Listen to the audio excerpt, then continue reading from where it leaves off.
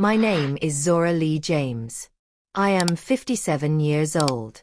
I grew up on a little farm outside of Meridian, Mississippi. I worked for 34 years at the post office, climbed mail trucks when my knees were younger, sorted letters and packages with hands that learned to never give up. I collected a small pension that keeps the lights on now. I have 3 grandchildren living in my house. 13 years ago their mother left them with me. Today she stood at my front door and called me a thief. Before I tell you what happened, next I need you to do something small for me. If you want more stories like this, please like the video, subscribe to the channel, and press the notification button so you do not miss the next chapter. Tell me in the comments which part of the country you are watching from. I want to know who is with me when I tell this story. They found my house by accident, some neighbor said, or maybe she had been looking for it for a long time. Either way she arrived the way some storms arrive, quick and loud. It was a Tuesday afternoon, and the children were at school. I had just come in from the back porch where I had been pulling weeds and talking to the tomatoes because talking to things helps me breathe. I was wiping dirt off my hands when there were 3 hard knocks at the front door, the kind that makes your heart jump because you do not expect anyone but the mail carrier on a Tuesday. When I opened the door I saw my daughter first. Her name is Tamika Joy Walker, but everyone called her Joy when she was little and smiled. She was 35 now, though she looked older. She had a lawyer face, the kind I had seen on television when I watched news with the volume low. Behind her stood a man in a dark jacket and a woman with a notebook. A uniformed deputy was at the edge of the yard, scanning the porch like a man who had been asked to stop the tide. Joy did not step forward to hug me. She pointed at me with a hand that trembled in a way I had not seen before. Her voice was thin, tight. She said 2 words that I felt like an iron band around my ribs. She said, "You stole." She pointed at the house and said those 3 little ones were hers. She said I had no right. Her mouth moved with the kind of certainty that can make a world fall down. I felt my breath slow and the sun on my face turn into something cold. She had left me those kids when she packed a single suitcase and walked out of town with a man I had never met. She left that suitcase beside the door and a note that said she would call, that she loved them, and that she needed time. The call never came. The note was a soft lie. I spent nights listening for a phone that never rang. I learned how to make 2 dinners at once, how to patch holes in storybooks, how to braid hair and teach the alphabet all over again. I learned how to change diapers with cold hands and how to sign permission slips with a shaky name. People would ask if I was angry with her. I would look at the 3 small beds stacked in the spare room and at the little sneakers by the back door and say that anger was a luxury I could not afford. When she left, I took the children in because that was what mothers do. I used my pension to pay for school supplies and heat. I traded nights of sleep for days of watching them grow. I missed funerals of friends, small treats on paydays, and the quiet I once thought I would have in this house someday. But I did not tell anyone that I missed those things. I kept my back straight and my kitchen clean because my grandbabies needed bread and a place to call home. For 13 years I carried their papers in a folder in the top drawer.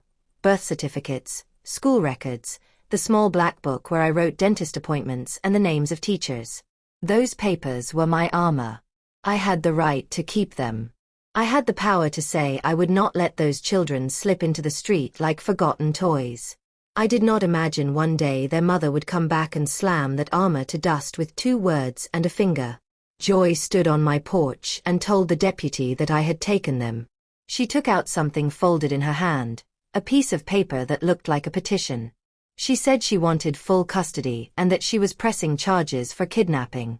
The deputy asked me to step aside and show him the papers. I did. I pulled out the same folder I had kept for 13 years and laid it on the wooden step. The sun made a bright stripe across the paper. My name was on some of the forms. The children's names were there. I could not imagine what else she might hold. Neighbors had begun to gather, drawn by the raised voices. I heard Mrs. Monroe from down the street mutter that this family was full of trouble. I felt the gaze of the whole block like a draft. The children were not home to see their mother come like a judge. I imagined the 3 of them at school, where the lunch lady would hold a plate and the teachers would speak words like routine and safety. I imagined little Malik tying his shoe in a hurry because he liked to run. I imagined Nia crowding her homework pencil under the sun lamp because she loved numbers. I imagined James with his small front teeth and his collection of toy cars stored beneath his bed. I told the deputy the truth the way a person tells the truth when the truth is all that keeps them steady. I said I had raised those children since they were babies. I said Joy signed a paper once that let me care for them. I said I paid the bills when she could not. I told him about the nights I kept the heater on and the mouths fed. He asked gentle questions at first, the kind of small, boxy questions that keep a calm voice. Then he asked if I had any outstanding warrants, as if the world itself needed proof that I was not running from something else. Joy folded her arms and cried once, a small tearing sound, and then she wiped her face with the back of her hand and asked the deputy to make the arrest. She said she had not known where they were for years. She said she had tried to come back a few times and the doors were locked and the number disconnected and she had nowhere to go. She said she had found work and tried to find housing and now she wanted her children. Her voice mixed with anger and something like pain. I felt a part of me remember her as a girl who loved to hum while coloring the kitchen table with crayons. I felt my own memories like a rope tugging me in two directions. The deputy's hand moved toward his radio. My heart hammered so loud I thought the porch would break. The lawyerly man next to Joy was already speaking into a phone, the kind of voice that filled rooms with cold. Papers were being handed from hand to hand, and in a moment the small private life I had built around these children felt exposed like linen on a line. I asked one last time for someone to call my pastor. I asked for a moment to fetch the children from school so they would not come home to this storm. The deputy said they would have to follow protocol. Joy said no, we must do this now. The man with the notebook was writing something down with a fast, steady hand. The neighbor on the porch chewed a piece of gum and looked away. Then the deputy looked at me with a kind of official pity I had never wanted. He said there was a warrant for my arrest. He said a judge had been given a statement. He said I was accused of taking children against their mother's will. The words landed in the space between my ribs and my mouth, and I could not shape them into a sentence. I thought of the nights I had sat in my kitchen and sewn patches on little knees. I thought of the time Malik stuck a frog in my purse and laughed and I had carried the smell of pond water home. I thought of Nia's first recital and how she had bowed with hands folded. I thought of James's coughs in winter and waking to make chicken soup. My legs would not feel steady. The deputy stepped forward and placed a hand on my shoulder. His hand was warm and heavy like a judge's gavel. He said, "Ma'am, we need you to come with us." I looked at Joy and for the first time I did not see the daughter I knew. I saw a woman who had traveled a long road and now wanted to take it all back in one instant. My throat opened and closed like a bird trying to find the sky. I turned to look toward the back room where the children's sneakers sat in a row, and then to the spare room with its 3 small beds folded into neat lines. The house smelled like soap and lemon and the faint perfume of a girl who had lived here once and left. I felt a weight in my chest that could not be named and then, from somewhere near the threshold, a small sound.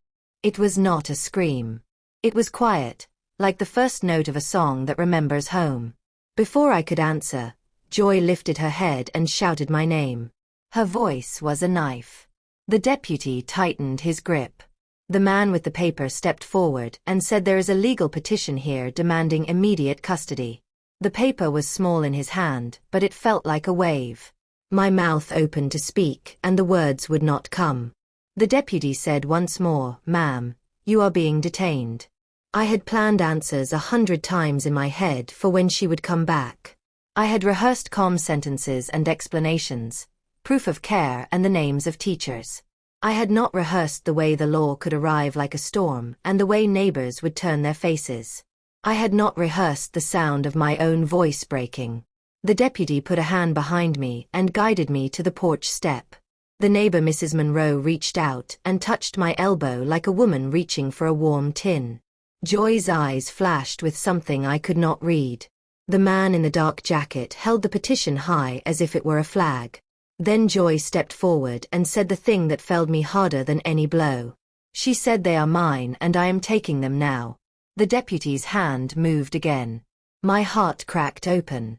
They put me in the back of the patrol car like I was someone the world should fear. My wrists were not cuffed, but the door shut with a heavy click that felt like punishment all the same. I watched my daughter step onto my porch, her eyes scanning the place where she once took her first steps. She would not look at me. Or maybe she could not. I still do not know. The engine started. Gravel crunched. My house grew smaller in the mirror, that same house where I had taught 3 babies to walk and where I once kept Joy safe from storms. I felt a trembling in my hands, not from fear, but from something deeper.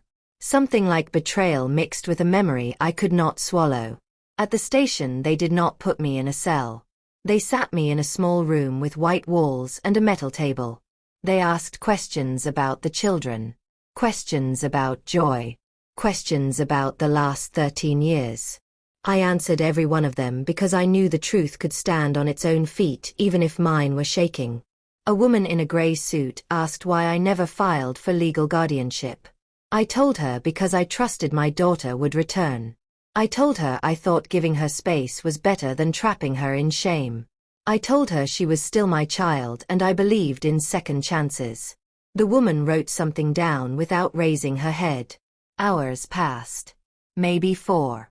Maybe 6. The hallway clock did not have batteries. I sat with my hands folded, thinking of the small beds in the spare room and wondering if Joy had touched their pillows yet. I wondered if she had noticed the folded drawings taped to the wall. I wondered if she would keep them or take them down. When the door finally opened, it was the deputy from earlier. His eyes were softer now, no longer shaped by duty alone. He said I was free to go for the moment, but there would be a hearing. He said Joy had filed a sudden petition claiming neglect, abandonment, and unlawful custody. He said the judge had allowed a temporary order until the truth could be sorted. A temporary order. The words punched the air out of me. I asked him where the children were. He hesitated. Then he said they were with Joy. For the first time in 13 years, they were with her. My breath stopped like a door slamming. I stepped out of the station and felt the cold air wrap around me. My car was still parked in front of my house, but I could not bring myself to drive it home yet. Instead I walked. Down Main Street where the bakery lady always greeted me. Past the park where Malik had learned to ride his bike. Past the church where Nia once stood on stage with her Christmas ribbon dress. Past the little barber shop where James had cried during his first haircut and everyone had laughed. Every step hurt like a bruise. By the time I reached the corner of Willow and Pine, the sun was sliding behind the trees, washing the sky with a dull orange that looked like old sorrow. And there, under that fading light, I saw them. Joy had brought the children to the small diner where she used to work after school. They sat at an outside table, the kind with metal chairs and chipped paint. Malik was tall now, lanky, with shoes he had saved up for. He was 14. Nia had her braids tied in a neat ribbon, her hands folded like she was trying to be brave. She was 11. Little James, only 6, held onto Joy's arm like she was a stranger he was trying to understand. They did not see me at first.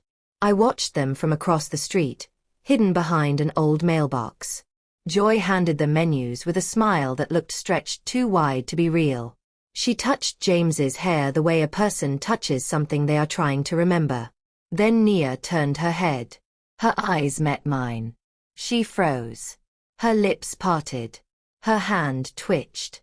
She blinked hard like she was trying to decide if she was dreaming. Then she reached for Malik and whispered something. Malik looked up. His face shifted from surprise to confusion to something sharp and scared. James followed their eyes. When he saw me, he stood up so fast his chair fell backward. Grandma. He did not shout it loudly, but he mouthed it. And in that moment, every breath in my body returned like a rush of wind. But Joy saw them. She saw the way their eyes lifted toward me. Her smile vanished.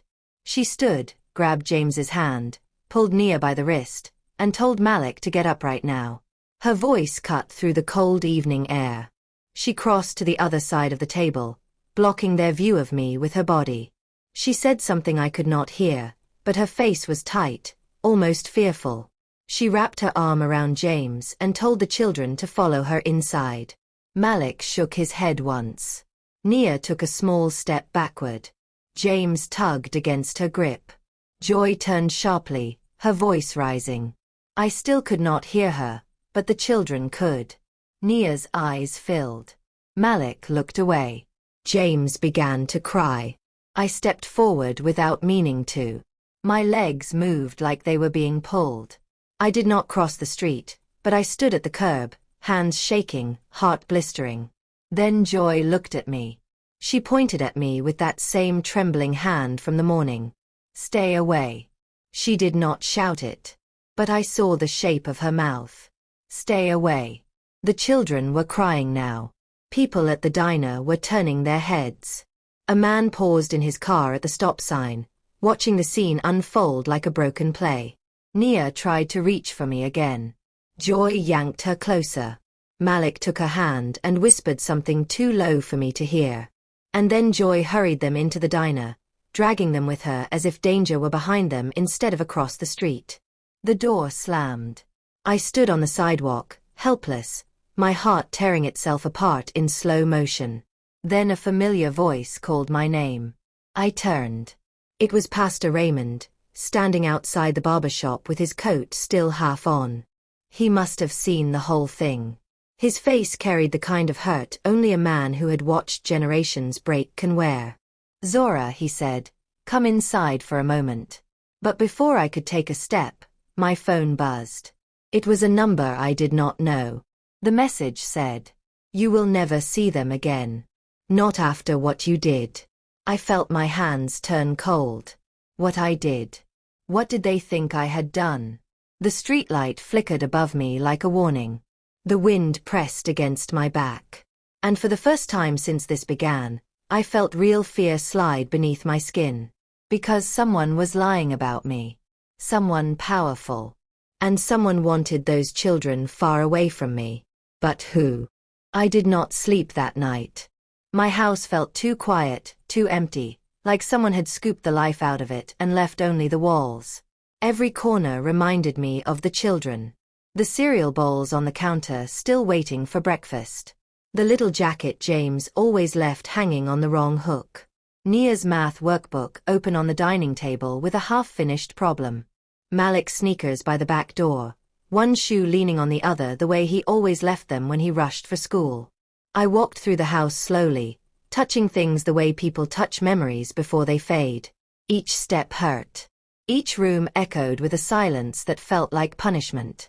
When the sun finally rose, it felt dull and gray, like the sky was ashamed to shine on me.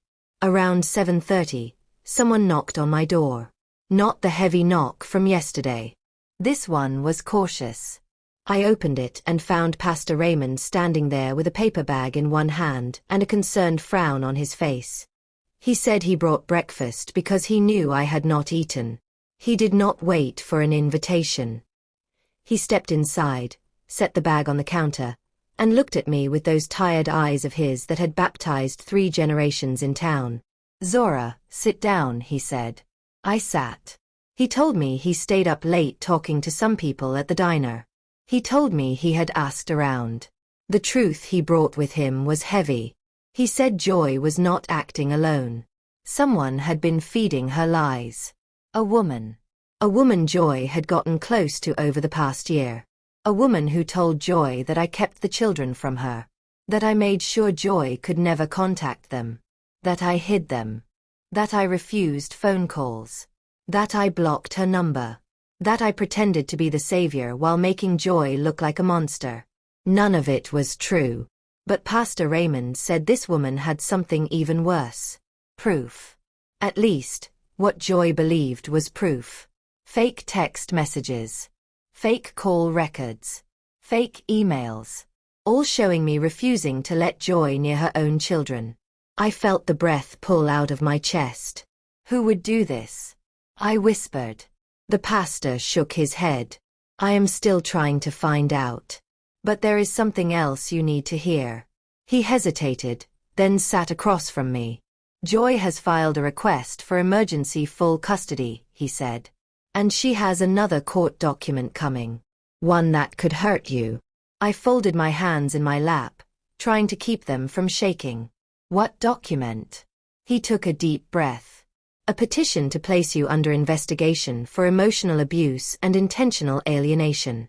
I felt a sting in my eyes. My throat tightened until I could barely breathe. She is saying I abused them? I whispered. Pastor Raymond nodded. He reached across the table, placing his hand on mine.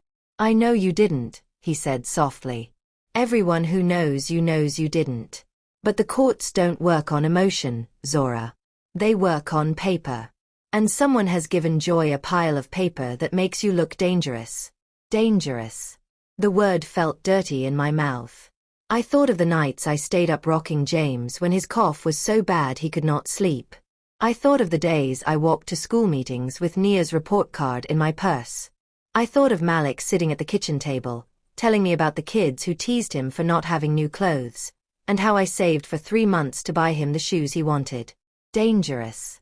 It cut deeper than any blade. Whoever was behind this wanted to destroy me. And they were doing it with lies sharp enough to draw blood. Before I could gather my thoughts, my phone rang. It was a social worker. She said Joy had made a statement accusing me of keeping the children away from her intentionally and permanently. She said she needed to confirm the living conditions of my home.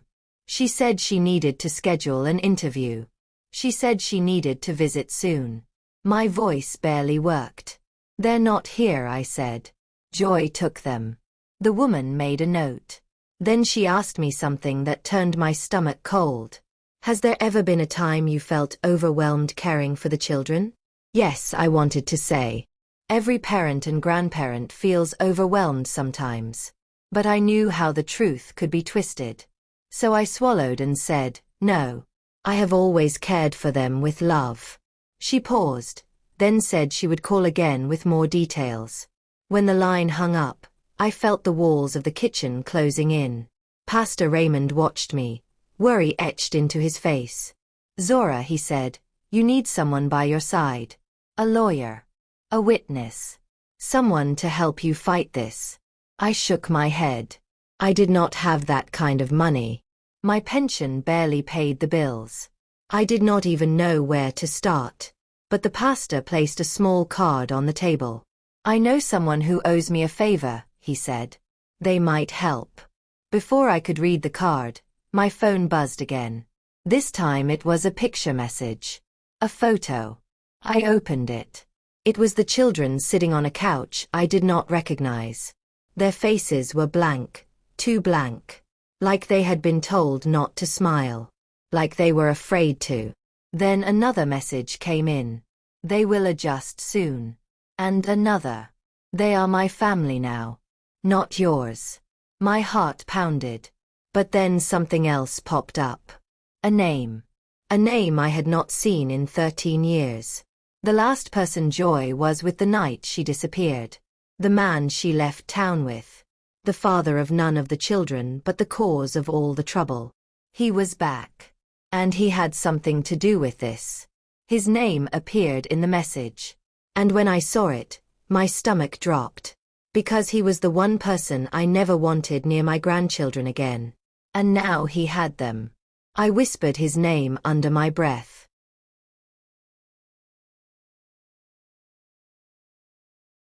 His name was Luther Kane. A name that tasted like rust and danger. A name I had prayed to never hear again. A name that had once torn my daughter's life apart and nearly broke mine in the process. The first message showed the children sitting stiffly on that unfamiliar couch. The second message claimed they would adjust. But the third message, the one with his name attached, made my fingers go numb. Luther Kane. 13 years ago he walked into our lives like a match dropped in dry grass. He had charm that tricked the young and fear that kept them quiet. Joy fell for him fast. Too fast. And when she found herself trapped in his shadow, she tried to escape but could not do it alone. She left the children with me because she thought she would return for them once she found safety. But she never did. Not until now. And suddenly he was back. In her messages. In her home. In her decisions. Which meant he wasn't done with us. Pastor Raymond saw the way my face drained of color. "Who is that?" he asked. I slid the phone across the table. He read the name. His mouth tightened like a knot being pulled. "Lord have mercy," he whispered. I nodded slowly. It felt like someone had tied a rope around my lungs. "Pastor," I said, "he's dangerous. If he's near those children. If he's living in that house." The pastor pressed his hand against the table, steadying himself. "Zora, we need to move fast." Before he could finish, we both heard it. A soft tapping on the window. Tap, tap, tap. We turned toward the sound. Standing outside my kitchen window was a young boy from the neighborhood. His name was Cameron. He lived 2 houses down and sometimes helped me carry groceries. His breath fogged the glass. His eyes were wide, scared. I rushed to the back door and opened it. Cameron stepped inside, shivering though the morning air wasn't that cold. "Miss Zora," he said quickly. "I wasn't supposed to say nothing. But I saw something last night." My stomach dropped. "What did you see, baby?" He swallowed hard. There was a bruise on his cheek, old but still dark. His voice trembling. "I saw your daughter's car leave the diner. And that man, the tall one with the scar, he was driving it. The kids looked scared, Miss Zora. They really did. A scar. Luther's scar. A long pale mark that ran from his chin to his neck. The reminder of a fight he used to brag about." I felt my knees weaken. Cameron continued. "I didn't know if you knew. I wanted to tell you because the little one, the boy, he kept looking back through the window like he was trying to see you." I placed my hand on the boy's shoulder, steadying him, steadying myself. "Thank you," I whispered. Pastor Raymond guided Cameron out gently, thanking him again for being brave. When the door closed, the pastor turned to me. "We cannot let this go on." But the question was, what could we do? The law was already twisting itself around Joy's lies. Someone was forging evidence, painting me as the villain. Luther had inserted himself back into her life. And now he had the children. I stood in the middle of my kitchen, numb. He had taken control before. He was taking control again. And Joy, she was blind to it. Or scared of him. Or desperate. Or all three. The pastor touched my arm. "Zora, listen to me. We need help. Real help."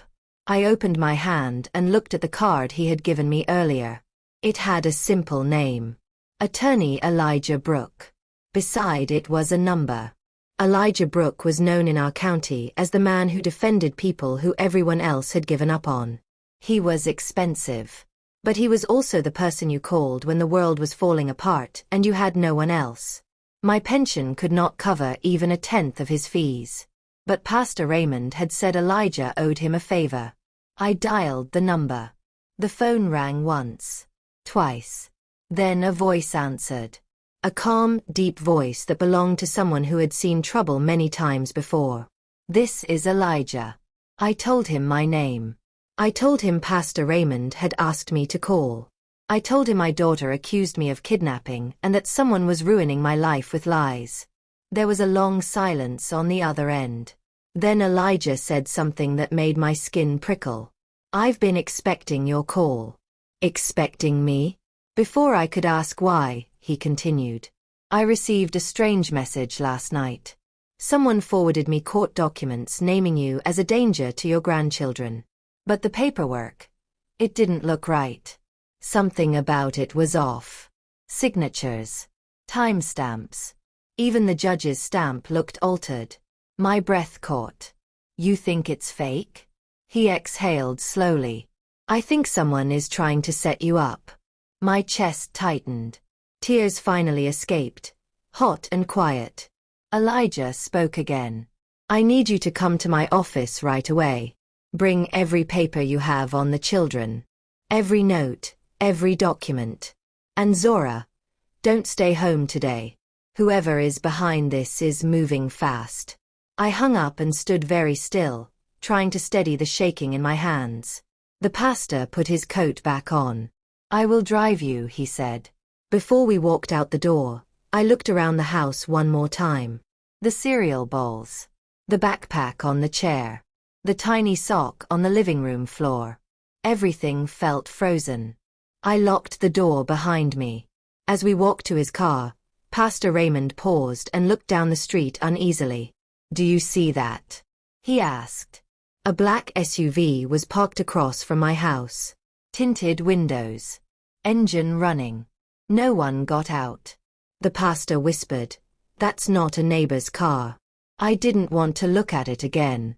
I didn't want to believe it was connected. But deep down I knew. Someone was watching my home. Watching me. Watching everything. I got into the pastor's car with my heart pounding. As we pulled away, the SUV eased forward slowly, following us at a distance. I stared straight ahead, gripping the seat. Because something told me Luther Kane wasn't just back. He was planning something. And the next move he made would tear everything wide open. The pastor drove while I kept my eyes on the side mirror, watching that black SUV trail us like a shadow trying to swallow the road. Every time we turned, it turned. Every time we slowed, it slowed. Not close enough to be obvious. Just close enough to let us know. Someone was watching. Someone wanted me afraid. We pulled onto the highway leading towards South Maple, where Attorney Elijah Brooks' office sat in a renovated farmhouse turned legal center. The kind of place people passed without noticing. The kind of place you went when your life was falling apart, but you didn't want the whole town to know. As the miles rolled by, I held my purse tight, feeling the edges of the folder inside. Birth certificates. School records. Medical papers. I kept thinking about how the children slept every night under my roof for 13 years. How they brushed their teeth in my bathroom. How they called my name when they were scared. Now someone was trying to erase all of that. When we reached the office, the SUV didn't stop. It slowed, then kept going down the road as if pretending it had never followed us. But I knew better. The pastor did too. His jaw clenched. "Let's move quickly," he said. We entered the building. A soft bell chimed above the door. The waiting room smelled like coffee and old books. A young assistant greeted us with a look that said she already knew who I was. "Elijah will see you now," she said. We followed her down a short hallway to an office with tall windows and shelves full of thick binders. Elijah Brooks stood behind his desk. He was in his mid-40s, tall, with a calm presence that didn't match the storm in my chest. He shook my hand with a steady grip. "Mrs. James, sit down. We have a lot to cover." He closed the blinds before he even began, casting the office in a muted light. "That SUV following you isn't a coincidence," he said. "And neither is the timing of all this." My heart dropped. Pastor Raymond leaned forward. "What do you know, Elijah?" The attorney opened a drawer and pulled out a file. He laid it on the desk. "Someone wants your custody rights destroyed, Mrs. James. Someone prepared forged documents and dumped them into the legal system before you had a chance to defend yourself. There's a strategy behind this. It's not random." I swallowed. My voice cracked. "Is it Joy? Or Luther?" Elijah exhaled sharply. "I wish I could tell you it's just one person, but this is bigger than that. Your daughter filed the petitions, yes. But the forged evidence? The fabricated messages? The pressure on the courts? That's not her. That's someone using her." "Luther," I whispered. Elijah didn't answer immediately. Instead, he pulled out a second folder. "Have you ever heard of the Wesley Grant Foundation?" I shook my head. The pastor frowned. "Sounds familiar." Elijah nodded. "It's a non-profit program that claims to help single parents regain custody of children being raised by relatives. They provide lawyers, housing assistance, counseling, all on paper. But multiple counties have accused them of manipulating cases to gain state funding. They recruit vulnerable parents. They create false narratives. They file emergency petitions. And then they profit from the chaos. My stomach twisted. Joy, is she part of this? Elijah tapped the file. She was approached by them 6 months ago. Their representative? A man named Luther Kane. It felt like the floor tilted beneath me. Luther had found a way to use the law. He had found an organization that didn't care about truth. And he had convinced Joy that taking her children back, by any means necessary, would make her whole again. I felt tears burn my eyes. But she knows me, I whispered. Joy knows I love those kids. Elijah lowered his voice. Pain blinds people. Shame blinds them too. And Luther is good at twisting both. The pastor shook his head slowly. That man is poison. Elijah opened my folder and scanned the documents I brought. These papers help. They show consistency, stability, years of caregiving. But they won't be enough alone, he said. My voice trembled. What will be enough? He looked me in the eyes, steady and firm. We need to prove 2 things. 1, that your daughter left the children willingly. 2, that Luther Kane is manipulating this for personal gain. If we can show either of those, we can dismantle this case. But before I could breathe even a little relief, Elijah asked a question I had feared for years. Mrs. James, did Joy ever sign anything? A caregiving agreement? A letter? Even a note? My chest tightened. Yes. She wrote a letter. 13 years ago. Do you still have it? Yes. It's in my drawer at home. Elijah's eyes sharpened. That letter could save everything. But before he could explain, the front office bell rang. Fast footsteps echoed down the hallway. Someone knocked on the door. Elijah's assistant cracked it open, her face pale. Sir, there's a man here, demanding to see you. He won't leave. He says it's about a custody case. Elijah frowned. What does he look like? The assistant swallowed hard. Tall. Scar on his neck. I stopped breathing. Pastor Raymond stood up so fast his chair scraped the floor. Elijah's eyes narrowed. He stepped toward the door. But before he could reach it, a deep voice thundered from the hallway. I know she's in there. My body froze. I knew that voice. The door shook as a large fist hit it. Open up, Elijah. I'm done waiting. Elijah motioned for us to stay back. He stepped into the hallway, closing the door behind him. Muffled voices erupted. Then shouting. Then something heavy slammed into the wall. Pastor Raymond grabbed my hand. Stay right here. I stood with my back against the wall, trembling as the argument outside grew louder, sharper. Then, a calm voice cut through the chaos. That's enough. It wasn't Elijah's voice. It was a woman. Firm. Strong. Unshaking. And when the door finally opened, Elijah stepped back into the room, followed by someone I never expected to see again. Someone who could destroy Luther's entire plan with one sentence. Someone who had been gone for 13 long years. My daughter, Joy. But the look on her face? It wasn't anger. It was fear.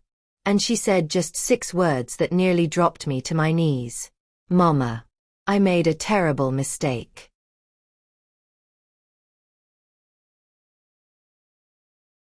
Joy stood in the doorway like a woman running from a fire she helped create. Her chest rose and fell fast. Her hands shook. Her eyes darted around the room as if she expected Luther to burst in behind her. Pastor Raymond moved closer to me, as if bracing for whatever she would say next. Elijah's jaw tightened. He motioned for her to step inside and shut the door behind her. When the door clicked shut, Joy broke. Mama, she whispered, her voice cracking like glass. I made a terrible mistake. And I don't know how to fix it. She sank into the nearest chair and covered her face, shoulders trembling. I had not seen my daughter cry in over a decade. Not like this. Not with fear in her bones. I wanted to reach for her. I wanted to hold her like I used to. But my legs would not move. It was Elijah who finally spoke. Joy, you need to tell us exactly what happened. Every detail. Because right now, your children are in danger. Joy wiped her face with the back of her hand. She looked at me, and her voice cracked again. Mama. Luther lied to me. He lied about everything. My heart stopped. I forced myself to breathe, slow and steady. Tell us, I said quietly. Start from the beginning. Joy swallowed hard. 6 months ago, I met a woman through a support group online. She said she worked with the Wesley Grant Foundation.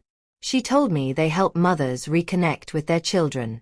She said you had been keeping them from me. Her voice shook. She said you changed your number. That you blocked every attempt I ever made to reach you. That you had no intention of ever letting me see them again. She showed me texts, emails, call logs. She looked down at her shaking hands. Everything was fake. All of it. Elijah nodded slowly. That aligns with what we've seen. Joy continued, her voice low. She introduced me to a caseworker. At least that's what she called herself. And then I met Luther again. He said he was sober, changed, stable. He said he wanted to help me rebuild my life. He told me you were trying to erase me. My throat tightened painfully. Joy looked at me, tears forming again. Mama. I believed him. I wanted to believe someone cared about me. I wanted to believe he finally loved me the way I needed him to. Her voice cracked. But the night after we took the kids, everything changed. She wiped her nose, breathing hard. He said the kids weren't allowed to call you. He took their phones. He locked them in the bedroom for hours when they cried. He told Malik to stop saying your name. He said you were poison, that you were trying to steal his family. Something inside me snapped. He called my grandchildren his family? I gripped the table to keep from standing up too fast. Joy continued, trembling harder now. Mama, last night he told me something. Something that made me run. What? I asked, barely able to breathe. She looked straight into my eyes. He said the kids weren't going back to you. Or to me. He said once the custody case settled, the organization had plans for them. The room fell silent. Cold. Still. Like every wall could hear the truth. Plans. Elijah repeated sharply. What kind of plans? Joy shook her head, terrified. I don't know. But I heard him talking on the phone. He said something about transferring them. Something about funding. Something about how kids raised by relatives bring in more if they're placed into certain programs. I felt the air leave my lungs. They weren't trying to reunite a family. They were trying to profit from one. Joy covered her face again. Mama.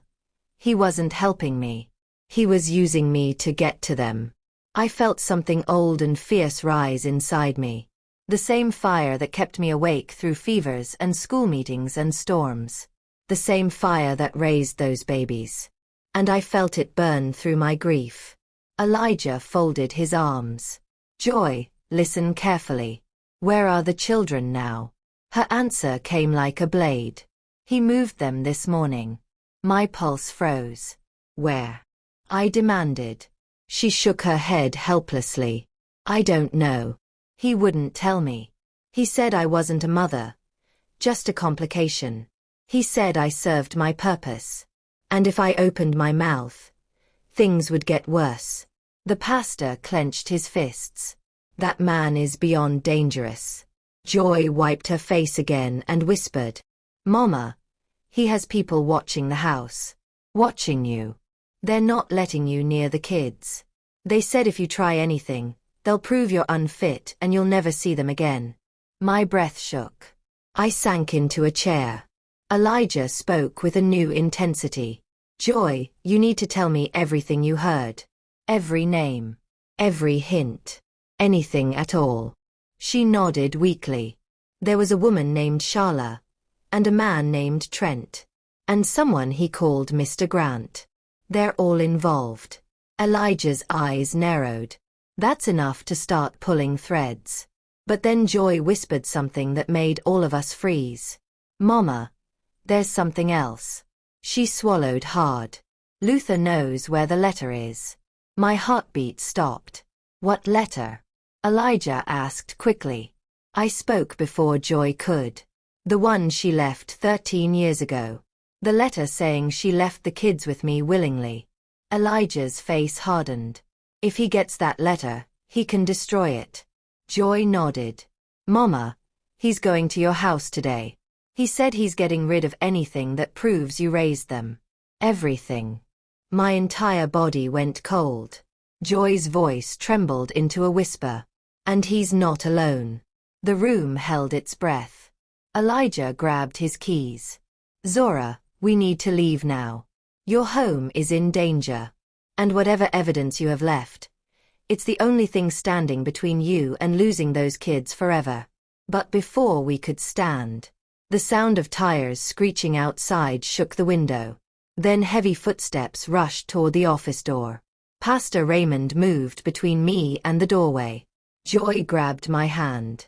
The assistant screamed from the front desk. And a deep, familiar voice thundered through the hallway.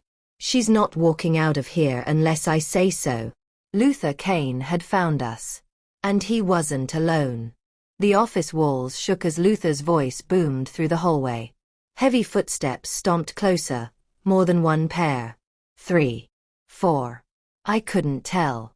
All I knew was that danger was no longer creeping. It had arrived. Pastor Raymond stepped in front of me like a shield. Elijah quietly locked the office door and motioned for Joy to move away from it. She grabbed my hand instead, trembling. Mama. I'm so sorry, she whispered. I squeezed her hand, even though fear was already crawling up my spine. Outside, Luther pounded the door with his fist. Open this door, Elijah. You think some paperwork and a sermon can stop me? Elijah's voice remained calm. You're trespassing, Luther. Leave now before this becomes a police matter. Luther laughed. A deep, ugly laugh. Police matter? They're already looking at her. She's one step away from being labeled unfit, and you know it. Nobody's saving her. He slammed the door again. A picture frame on the wall rattled. Joy flinched. Mama, he brought people with him. Those aren't volunteers. They're men he pays. Men who don't ask questions. My chest tightened. Every instinct in me screamed to protect my family, even if the law was twisting itself against me. Elijah stepped to the window and pulled the blinds open just an inch. A black van had parked behind the SUV. 3 men stood outside. Large, unmarked jackets. One of them scanned the parking lot like he was doing security at a nightclub. Not volunteers at all. The pastor whispered, "We have to get out of here." Joy shook her head. "No. If we walk out there, they'll take me back. They'll take Mama. They'll say we're interfering with custody." Suddenly the banging stopped.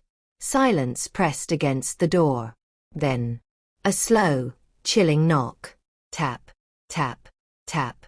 Luther's voice dropped to a low rumble. "Zora, come out. We need to talk. You can't hide behind lawyers and prayers. Bring out Joy. Bring out those papers. Or this goes the hard way." My throat tightened. Elijah stepped forward and whispered, "He's bluffing. He can't do anything while you're in my office. It's protected legally." But the pastor's eyes told a different truth. Luther didn't care about legal protection. He cared about winning. And he cared about getting the children. Suddenly Elijah looked toward the back hallway. "There's a rear exit. We can slip out if we move now." But Joy shook her head harder. "Mama, wait, there's more." Tears welled in her eyes. "He's hiding something. Something about the kids' documents. Birth certificates. School files. Medical forms. He took them." My heart lurched. Joy continued, trembling. He said once he files one more motion, the state will place them under temporary care, with people he controls. Elijah cursed under his breath. He's trying to pipeline them into the Foundation's custody program. Pastor Raymond clenched his fists. That man is trafficking children through paperwork. Joy nodded, voice cracking. Mama, he doesn't want a family. He wants funding. Before Elijah could answer, Luther spoke again, louder, angrier. Last chance. Open this door or I open it myself. The assistant screamed again in the hallway. A man shouted, move. A loud crash echoed as the front desk toppled over. Elijah whispered urgently, we have seconds. Zora, grab your folder. Joy, stay behind me. Pastor, take her arm. We're moving through the back. I grabbed my purse, clutching the folder. My entire life as a guardian trapped in 20 thin sheets of paper. We rushed toward the back hallway. Elijah unlocked the rear door with shaking hands. Joy stayed close, looking back over her shoulder every few steps. Before we slipped outside, we heard it. The office door behind us finally gave way. Wood splintered. A man yelled. Luther roared, where is she? Elijah pushed us through the back door. Cold air hit my face. The alley behind the building was narrow, cracked, and empty, except for an old pickup truck parked by the dumpster. The pastor pointed. That's my truck. Move. We ran. Rain started falling, thin, sharp drops tapping against the pavement. Elijah ran behind us, dialing someone on his phone. Dispatch. This is Attorney Brooke. I need officers at my office now. There is an attempted break-in. And a kidnapping threat. Joy gasped, breath trembling. Mama. I can't go back with him. If he catches me, I'm not sure he'll let me see daylight. I grabbed her hand and pulled her closer. We reached the truck. Pastor Raymond flung open the doors. Get in. The moment Joy and I climbed inside, voices erupted behind us. There they are. Run. Footsteps thundered through the alley. Elijah shouted, go. I'll handle them until officers arrive. Pastor Raymond slammed his door shut and turned the ignition. The engine coughed once.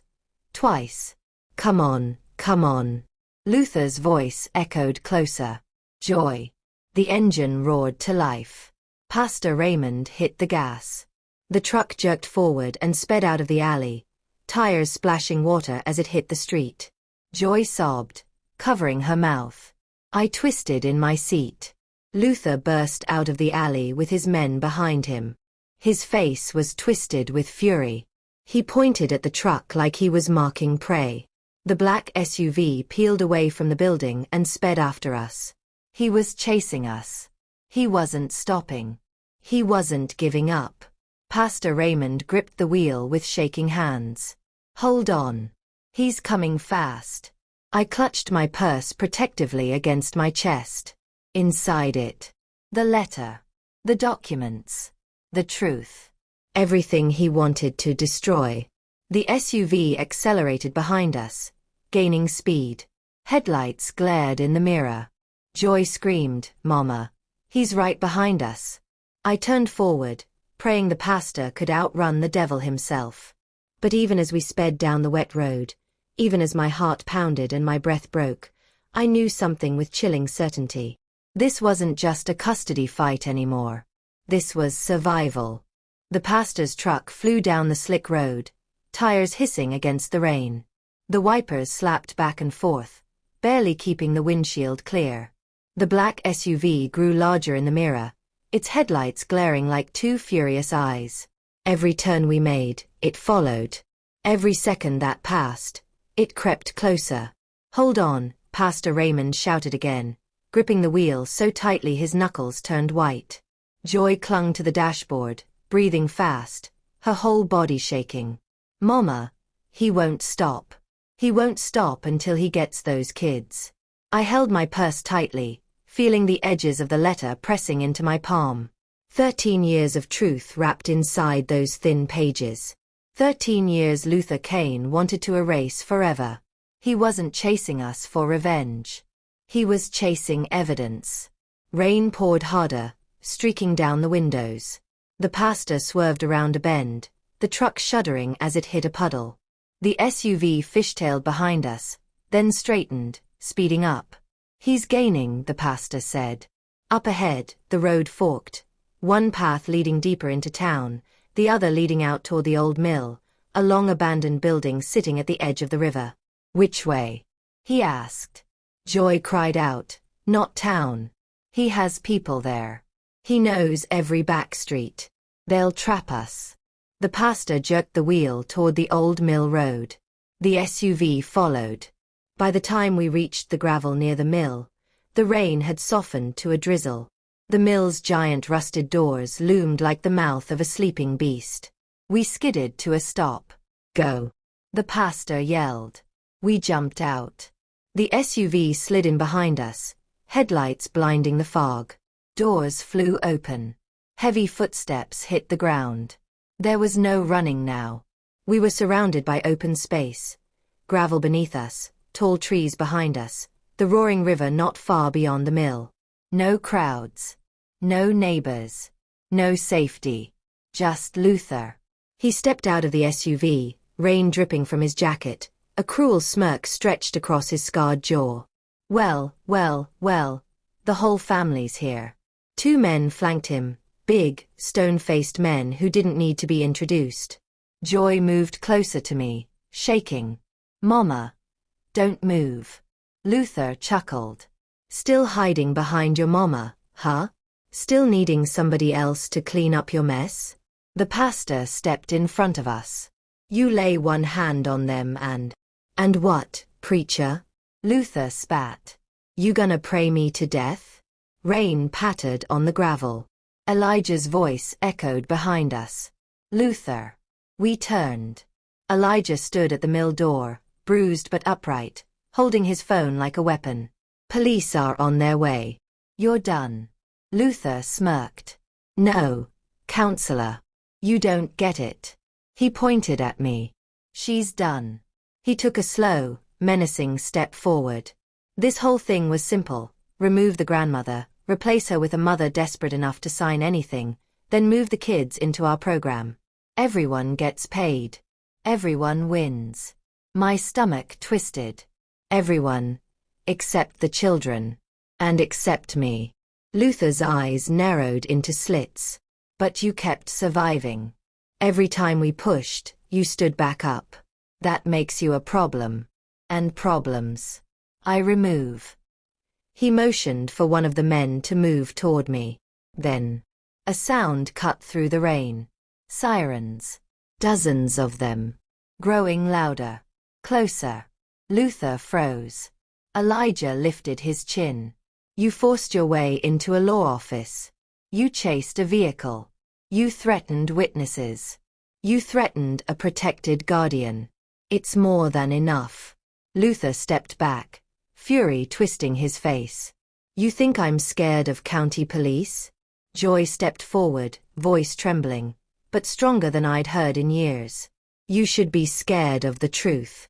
He laughed, but she wasn't done. I told them everything. Every lie you used. Every paper you forged. Every name you dropped. Every room you locked my children in. Luther's eyes widened. I told them what you planned to do with my kids. He took a dangerous step toward her, but Elijah lifted the folder I brought. The letter. And every legal document Joy signed before she left. Elijah said firmly, it's over. Police cars screeched into the lot. 6, 7, 8. Lights flashing. Officers rushing out with weapons drawn. Get on the ground. Hands where we can see them. Luther's men tried to run. They didn't get 2 steps. Officers grabbed them, pinned them, cuffed them. Luther backed up, palms raised, but not surrendering. Not yet. You're making a mistake. He shouted. You don't know who I work for. An officer barked, down. Now. But Luther suddenly lunged, straight toward me. Everything moved at once. Joy screamed. The pastor jumped between us. Elijah shouted for help. Luther grabbed at my purse. But I held on with both fists. Let go. He roared. No. No. I shoved him backward with a strength I didn't know I still had. He stumbled, lost his footing, slipped on the wet gravel, and fell hard, face first, into the mud. Officers rushed him, pinning him down as he thrashed and cursed. Let me go. I said let me. His voice was drowned out by handcuffs snapping shut. He was done. As officers hauled Luther and his men into squad cars, Joy collapsed into my arms, sobbing. Mama. I'm sorry. I'm so sorry. I didn't know. I didn't see it. I held her, brushing her hair the way I used to when she was little. Sure. You see it now. That's what matters. Elijah approached, soaked from the rain, but smiling faintly. Zora, the letter. Your years of care. Joy's testimony. This whole operation, they're going to reverse everything. The children will be safe. And so will you. Safe. A word I hadn't felt in days. Then another police car pulled up. The back door opened. 3 small figures rushed out before the officer could even help them. Malik. Nia. James. Grandma. They ran toward me so fast I barely had time to kneel. They slammed into my arms, crying, clutching me like the world had broken and finally put itself back together. I held them all, kissing their foreheads, my tears mixing with theirs. You're safe, babies. You're safe now. Joy kneeled beside me, reaching for them. They hesitated, hurt still lingering, but Malik took her hand. Nia hugged her. James leaned against her shoulder. A family, broken, but not beyond repair. Elijah spoke gently. Zora, there's one last thing. I looked up. The Wesley Grant Foundation? He said. Federal agents arrived an hour ago at their main office. Their files are gone. Their leaders are missing. And Luther wasn't their top man. I felt my heart still. There's someone above him, Elijah said quietly.